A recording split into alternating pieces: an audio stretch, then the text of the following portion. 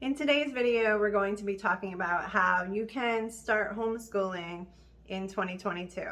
I know that there has been some terrible news recently, and a lot of people are thinking about homeschooling that may have considered it before, but never really had that push to get started, or maybe are considering it for the first time.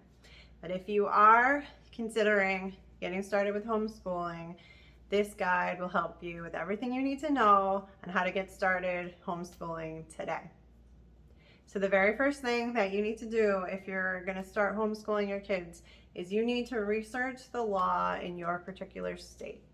Homeschooling is legal in all 50 of the United States, but the laws really vary very greatly between different states. So you can have one state right next to another state, and the two states are completely different with their laws. The case is very true with Connecticut versus Massachusetts, and actually all of kind of the other New England states. Connecticut has very, very lenient homeschool laws. It's one of the least restrictive states to homeschool your kids. On the other hand, Massachusetts, right over the border, is one of the most strict states as far as homeschooling goes. So you really need to understand the specific laws to your state so that you can follow them correctly. I have included a link to a website that has the official laws for each state in the United States so that you can really read through there and understand what the laws are in your particular state. So check that link out, it will really help you. Another thing you should probably do before you even get started homeschooling at all is join your local homeschool Facebook group. Even if you're not really into social media or Facebook, Facebook can really help you when it comes to homeschooling. There are a lot of people on there that are very knowledgeable, that can really help you getting started, who can answer questions as far as the legal requirements in your state and who to go to for help.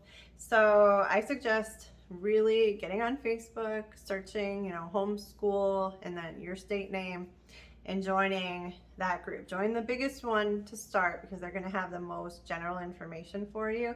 And then if you do end up starting homeschooling as you go, you can search for more specific groups, maybe a group right in your local community or a group based on different interests. There are all sorts of homeschooling groups. You'll be so surprised to find how many people are homeschooling that you just might not have even realized.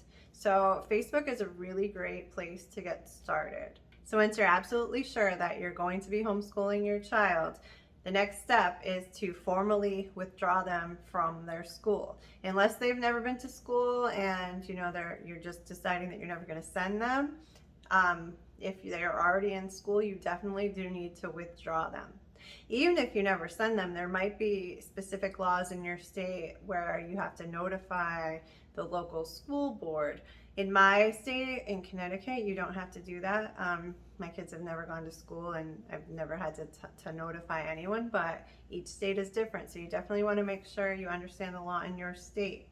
If your kids are enrolled in school already and you want to withdraw them, you need to understand the law on how to do that. Oftentimes a certified letter needs to be sent. You want to make sure you do this correctly so that they can't come back later and accuse you of not sending your kids to school.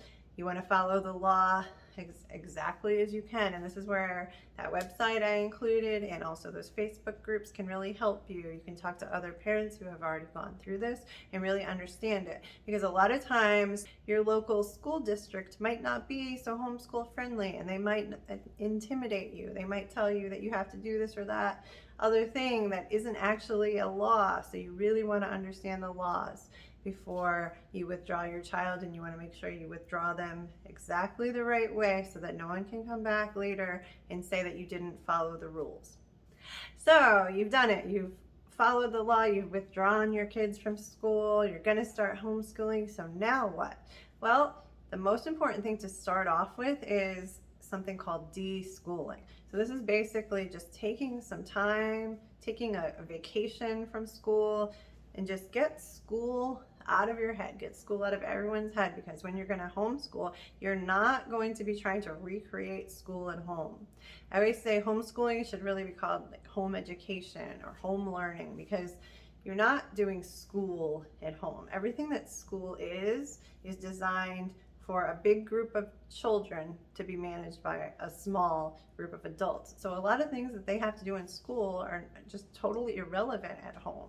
You don't need to spend 6-7 hours a day doing school at home, because the reason that needs to happen in schools is because they have to account for all of the different kids and their different levels, and one teacher having to teach everybody. They have to account for moving from class to class, and they have to account for all the time that's taken up for crowd control and all of that. When you are just one-on-one or one-on-two, three, however many kids you have, that individual attention means you need to spend so much less time on actual school. You also don't need to stick to the schedule that a regular school would have. You can teach whenever. It doesn't have to be Monday through Friday. It doesn't have to be 8 to 3 or during that time at all. It doesn't have to be the same amount of time every day. It's so flexible. You can also go on field trips and places and museums, parks, all of that during the week when other kids are in school. So please don't think that you're just trying to recreate school at home, because if you do that, you're bound to fail. If you want to succeed, you got to get the idea of the way regular school is just totally out of your mind. So taking those few weeks to just let everybody get used to the idea that school is a thing of the past and we're going to do homeschool now is really important, not just for the kids, but for the parents. So make sure you don't forget that step. So now that it's time to finally start actually teaching a curriculum, this is where you get to choose what you're going to teach your kids and how you're going to do it. So to choose a curriculum, one of the benefits of homeschooling is that you don't have to pick just one curriculum and do everything that curriculum says. You can if you want, but you can also mix and match based on your children's interests and ability level. That's one of the beauties of homeschooling. Your kid might be really great at math and grades ahead, and maybe they're struggling a little bit with reading or some other subject. Make sure you're teaching the subjects that are required by your state, which are included in those homeschool laws that we talked about. But you have a lot of flexibility in how you teach these things, whether you use textbooks or online learning. If you're interested in online learning, I have a link to Adventure Academy for a discount in the description. I really highly recommend that online learning platform, but there are tons and tons, so you can search through all of those. There are tons of curriculums. You can ask again on those Facebook groups. This is where that community is really important, because there are people who want to help you, who will tell you all the different great curriculums there are out there. Or maybe you're going to be a little bit more interested in unschooling. That's what we do more in my family, which is more of a child-directed type of learning. As long as you're covering those subjects that are required by law, there's a ton of flexibility. So make sure you don't think that you just have to pick one curriculum and just stick to that. There's really a lot of flexibility, and in the beginning, it might seem scary, but as you go on, you'll realize that it's actually kind of fun to pick stuff that your kids are interested in, and to pick stuff based on their abilities and mix and match and all of that. You don't have to do, math, reading, science, history, whatever, all every single day like that. It doesn't have to work that way. There's so much freedom and so much flexibility. It's really amazing. And lastly, please don't give up. A lot of people start off really excited about homeschooling, and then the days go by and it gets difficult and the kids don't want to sit still and everyone's getting on each other's nerves, and that's when people tend to give up. But that is why you need to remember, if the days are getting hard, if it's getting difficult, remember that you are not trying to recreate school at home. There are so many resources out there for you. There's so much flexibility. If you're getting nervous that your kids are falling behind, do not compare them to kids in school. Homeschool is just a totally different thing. And if you're feeling unsure and you're about to give up, just do some research on the benefits of homeschooling, and you'll see studies show that kids that are homeschooled tend to do so much better on standardized tests, on the SATs, on all of that. So please don't give up. You didn't choose to homeschool your kids lightly. I'm sure that you gave a lot of thought to it and really made this decision because you felt it was what was best for your kids. So do not give up. Stick to it. Reach out to others that are homeschoolers. Reach out to me. I've got my email in the description. You can email me with any questions anytime. Stick with it.